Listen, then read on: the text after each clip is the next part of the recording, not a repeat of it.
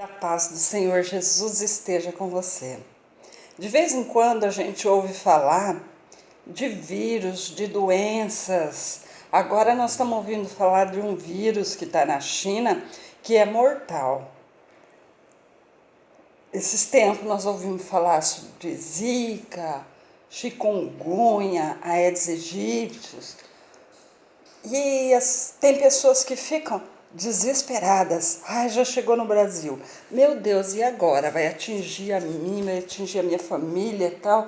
Fica desesperada, não quer nem sair de casa, com medo de pegar a doença. Esses tempos o governo estava dando vacina contra várias epidemias e a procura foi tanta que faltou vacina nos postos. Ah, mas a gente só via gente correndo de um lado para o outro, desesperada. Alguns até pagaram para tomar a vacina porque eu estou desprotegida, porque o meu filho vai pegar doença, eu não vou nem mandar ele para a escola porque ele pode contrair o vírus. O medo é normal, é um sentimento normal, é essencial para a sobrevivência da gente, porque sem o medo a gente não conseguiria viver, porque ia ficar exposto a todo tipo de perigo. Mas o que nós não podemos fazer é deixar o medo se transformar em pânico, porque o pânico ele domina a mente da gente. O medo exagerado é uma tortura. A pessoa fica atormentada, ela só pensa naquilo 24 horas por dia. Isso tira a paz da pessoa. A pessoa com medo exagerado, ela não consegue pensar, ela não consegue tomar atitudes, porque a mente dela está dominada pelo medo. Teve um fato que aconteceu comigo uma vez que eu achei engraçado. Agora eu acho engraçado, mas na época eu fiquei com muito medo mesmo. Eu e meu marido vinha vindo de Guaiçara, uma cidadezinha aqui perto de Lins. Só estava eu e ele no carro à noite e eu vi umas luzes coloridas no céu. E essas luzes parece que elas se aproximavam de nós e se distanciavam. Ah, eu comecei a ser tomada por um medo e eu falei, um disco voador.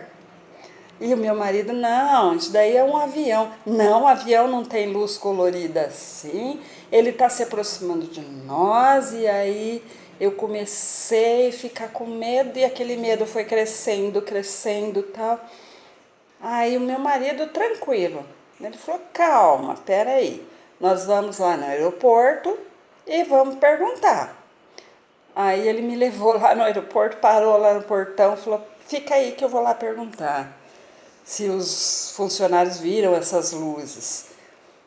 Aí depois ele voltou dando risada, falou assim, o avião acabou de pousar. O piloto era de fora e ele não conhecia bem a cidade, ele não sabia onde estava o aeroporto, por isso ele ficou rodando em círculos até localizar o aeroporto. Por isso que dava a impressão que ele estava se aproximando de nós e se afastando. Aí eu comecei a dar risada de mim mesma, mas foi realmente uma situação difícil, porque eu deixei o pânico tomar conta de mim. Mas nós temos que confiar em Deus, nós temos que saber que Ele está no controle. Como aquela história que fala assim que o avião estava fazendo uma viagem e aí, de repente, ele enfrentou uma turbulência e a aeromoça pegou e começou a acalmar os passageiros e tal. E tinha um menino brincando ali com o seu carrinho, calmo, tudo. Aí os passageiros falaram assim, mas você não está com medo, não? Ele falou assim, não, porque o piloto do avião é o meu pai. Então, nós temos que saber que o piloto da nossa vida é Deus. Deus está no controle, não tem por que a gente ficar com medo. Na época que saiu a Zika, houve até uma campanha lá nos Estados Unidos para que os casais não tivessem filho, porque as crianças estavam nascendo sem cérebro, com hidrocefalia. Então era melhor não ter filhos. Por quê? Porque o medo tomou conta da população. Mas nós temos que saber que Deus está no controle de todas as coisas. Nada foge ao controle de Deus, né? E como que nós podemos fazer para vencer o medo?